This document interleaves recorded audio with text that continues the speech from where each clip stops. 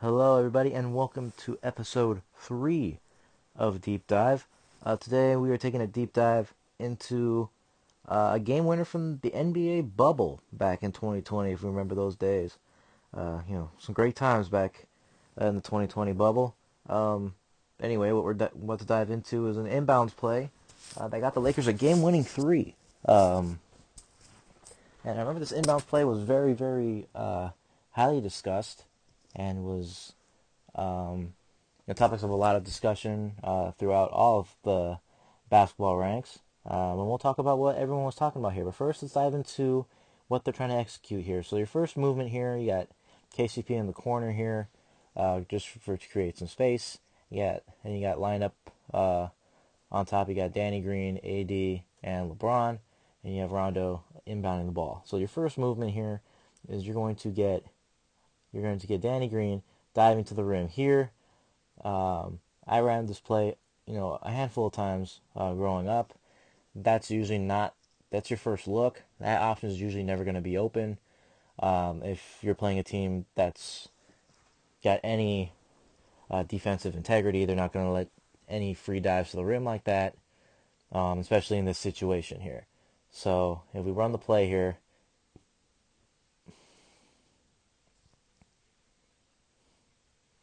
there's Danny Green with the dive. Now this is the part where a lot of coaches, throughout basketball ranks, whether it be high school, college, or just some youth AAU coaches, they all talked about should have Mason Plumlee switched here with Jeremy Grant off the screen here. Let's run the play so you can see what I'm talking about in full speed here.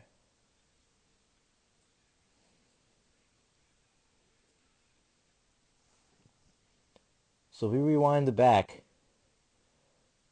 here's why I say no, that Jeremy Grant was right to not switch here, because when you come off the screen here, you see Mason Plumlee there probably shouting switch.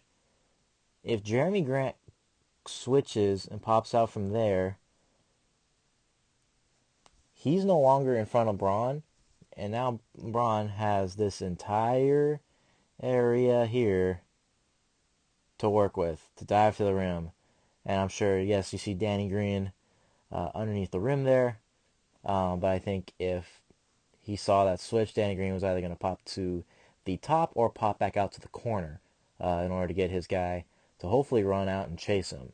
Because obviously, if you want, obviously Braun can finish in traffic like that, but at the end of the game with 2.1 seconds left, you don't want, really anything contested. You want to get a shot that's open as possible. So that's why I think Jeremy Grant played this well. Mason Plumlee, I think, he still has, all this room here to get around the screen. When he called the switch, and when you start switching, you get AD. It was open. Now you have Jokic having to close out to the ball. And ball game. So that was I do remember that was a play that was, highly talked about. Some people thought that switch should have occurred, a switch should not have occurred. To me, I'm on the camp where, they shouldn't have switched. I just need Mason Plumlee to get around the screen there, because even if he's chasing AD, you only have 2 seconds. So once he catches it, if you get both Jokic and Mason Plumlee closing out, Nuggets probably, win that game.